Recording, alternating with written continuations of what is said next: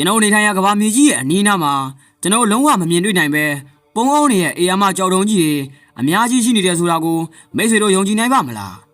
အဲဒီမမြင်ရတဲ့အရာဝတ္ထုတွေဟာတောက်ကြကြုံနဲ့ဒလန်တဲ့အတူရှင်တွေသွားလာနေပြီးကျွန်တော်တို့ရဲ့အကောင်းဆုံးနည်းပညာဖြစ်တဲ့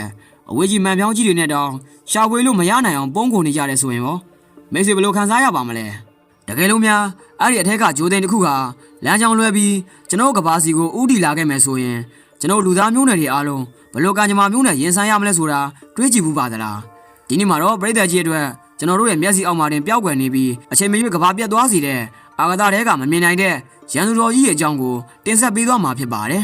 ်ဒီအနေဟာရုပ်ရှင်တွေရဲ့မှာတွေးရတတ်တဲ့စိတ်ကူးရင်ဇလံမျိုးမဟုတ်ပဲကျွန်တော်ကဘာကြီးရဲ့ဘေးနားမှာတကယ့်ကိုလက်တွေ့ကြကြရှိနေတဲ့ချင်းချောင်မှုကြီးတစ်ခုပဲဖြစ်ပါတယ်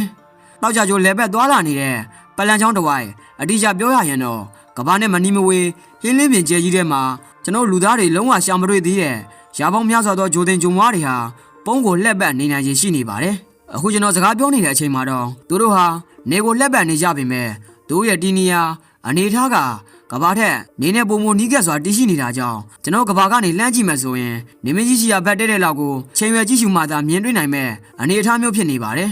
ဒါပေမဲ့ပြဿနာကတော့အဲ့ဒီဂျိုတင်ဂျုံမွားတွေစီကနေပြန်ကန်ထွက်လာတဲ့အလင်းရောင်မှန်သမျှဟာနေမင်းကြီးရဲ့အလွန်တရာတောက်ပါလွန်းတဲ့အလင်းရောင်အောင်မှာလုံးဝဝါမျိုးခံလိုက်ရတဲ့အတွက်သူတို့ဟ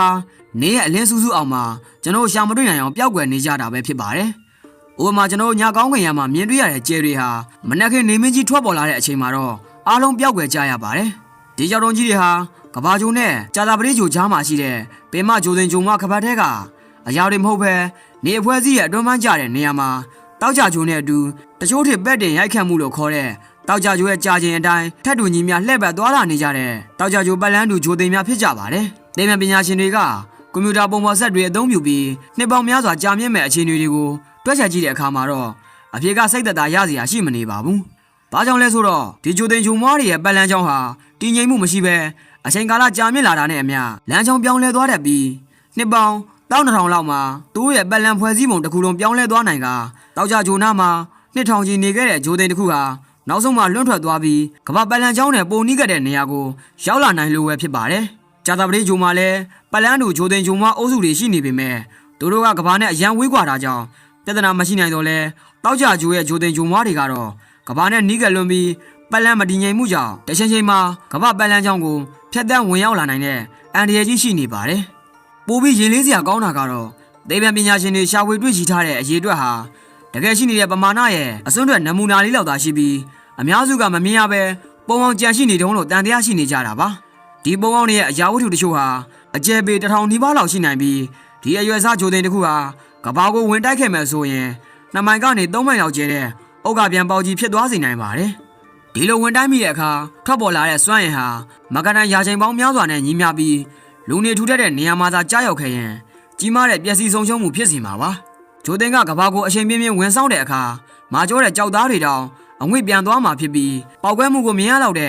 အကွာဝေးမှာရှိတဲ့တက်ရှိမှန်သမျှဟာအသက်ရှင်နိုင်တော့မှာမဟုတ်ပါဘူး။ဒါအပြင်မြေပြင်တစ်ခုလုံးပြာမှုန့်နေပြာဘူးတွေကြောက်စရစ်တွေဖုံးလွှမ်းသွားပြီးဆူနာမီတွေငလင်းတွေလိုတဘာဝဘေးရန်တဲ့ဆင်ကဲဖြစ်စဉ်တွေဆက်တိုက်ဖြစ်ပေါ်လာနိုင်ပါတယ်။လေထုထဲမှာပြာမှုန့်တွေဖုံးလွှမ်းသွားပြီးနေအောင်ကြီးကိုပိတ်ဆို့လိုက်တဲ့အတွက်ကောင်းကင်ကြီးမဲမောင်သွားကအက်ဆစ်မိုးတွေရွာသွန်းပြီးကဘာမြေအကာအကွယ်ဖြစ်တဲ့အိုဆုံးလွှာကိုပါပျက်စီးစေနိုင်တာကြောင့်လူသားမျိုးနွယ်တွေရဲ့ဘဝနေထိုင်မှုအဆင့်တန်းဟာအဆိုးရွားဆုံးအခြေအနေကိုထိုးကျသွားနိုင်ပါတယ်။လက်ရှိအချိန်ထိရှာတွေ့ထားတဲ့ဂျိုတင်တွေဟာပလန်ကြောင်ရှင်မြောင်းမြောင်းပုံစံရှိကြတာကြောင့်သူတို့ဟာနေနဲ့ဝေးရကိုရောက်တဲ့အချိန်မှာကဘာကနေလမ်းမြင်ရနိုင်ပေမဲ့ပလန်ကြောင်ဟာဝိုင်းဆက်ပြီးနေနဲ့အမြဲတမ်းနီးကပ်နေတဲ့ဂျိုတင်တွေကိုတော့ခင်မီနက်ခတ်တာယာလေးလာရဲ့စကန်ကြီးတွေကတော့တနစ်လောက်မှာအချိန်အနည်းငယ်လောက်သာမြင်ရနိုင်မှာဖြစ်ပါတယ်။ဒါဟာကဘာကျော်ကာကွယ်ရေးအတွက်ကြီးမားတဲ့မျက်ွယ်ပြုအန်ဒီရဲ့ကွက်လက်ကြီးတစ်ခုဖြစ်နေပါတယ်။ဒါပေမဲ့စိတ်မပူပါနဲ့လူသားတွေအနေနဲ့လည်းလက်ပိုက်ကြည့်မနေကြပါဘူးအကယ်၍ကဘာစီကိုဥတီလာတဲ့ဂျိုတင်တစ်ခုကိုစောစီးစွာတွေ့ရှိခဲ့မယ်ဆိုရင်နျူကလ িয়ার လက်နက်တွေနဲ့ဖောက်ခွဲမလားဒါမှမဟုတ်ရင်တစည်းနဲ့ဝင်တိုက်ပြီးလမ်းကြောင်းပြောင်းမလားဆိုတာစဉ်းစားထားကြပါတယ်အမေရိကန်အာကာသအေဂျင်စီ NASA ဟာ2020ခုနှစ်တုန်းကဒါဆိုခေါ်တဲ့မစ်ရှင်တစ်ခုနဲ့ဂျိုတင်တစ်ခုကိုရင်းနဲ့ဝင်တိုက်ပြီးလမ်းကြောင်းပြောင်းနိုင်ကြောင်းလက်တွေပြသခဲ့တယ်လို့ယခုအခါမှာလည်းဥရောပအာကာသအေဂျင်စီက